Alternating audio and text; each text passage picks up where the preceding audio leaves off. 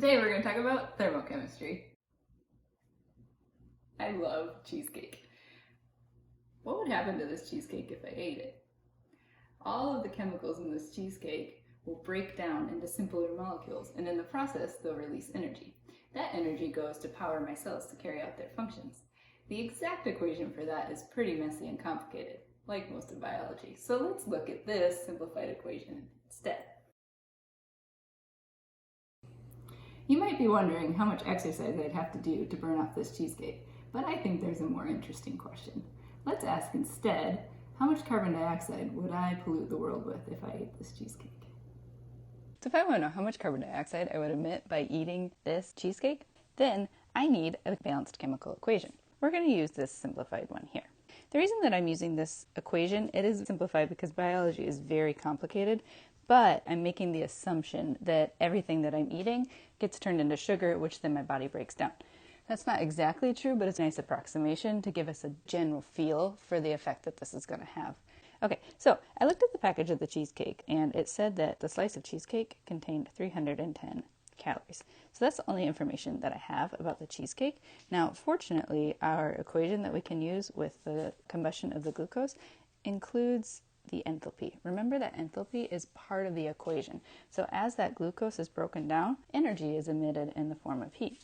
And so for every mole of this reaction, we will also get 2080 kilojoules of energy emitted as heat. The units of energy that we have in the nutrition facts of the cheesecake is in calories. Now remember that capital C actually means nutritional calories or kilocalories. So kilocalories are 1,000 times a calorie, and because we use them so frequently in the amount of energy that humans consume, it's just often abbreviated as a capital C. So we need to remember that when we're making these conversions. But first we need to convert that to kilojoules so that our units are the same for the energy. So we're going to go from kilocalories to kilojoules.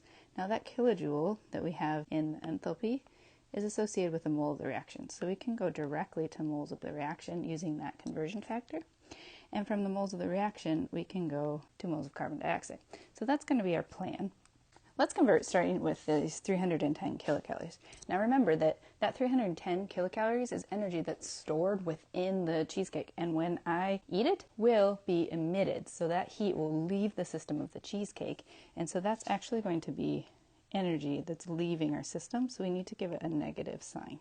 Then we can go from kilocalories to joules. We know the conversion to directly go from kilocalories to joules. So I'm putting calories on the bottom so that our calories cancel out. And then to go from joules to kilojoules, we use the conversion between the base unit and the kilo prefix. I put the joules on the bottom so that these cancel. Now we have units of kilojoules. We can convert between kilojoules and moles by using the enthalpy.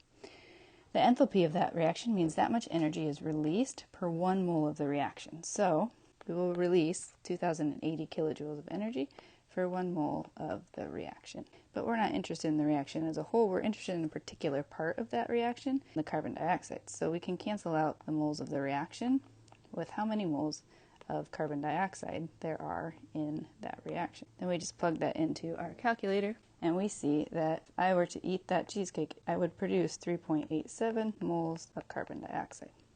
Moles of carbon dioxide is a great measure of how much carbon dioxide it is, but let's make that unit a little bit more transferable. So if I have 3.87 moles of carbon dioxide, how many liters of carbon dioxide would that be?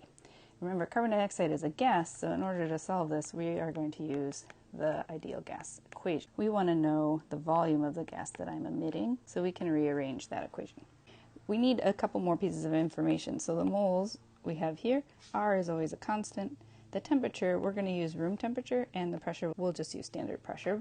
So to calculate the volume of carbon dioxide that I would emit, so I'm using 25 degrees Celsius for the temperature and atmospheric pressure at sea level. Remember, this is a bit of an approximation anyway because of the equation we used being an approximation. But if that were true, then we would be emitting about 95 liters of carbon dioxide just by eating that cheesecake.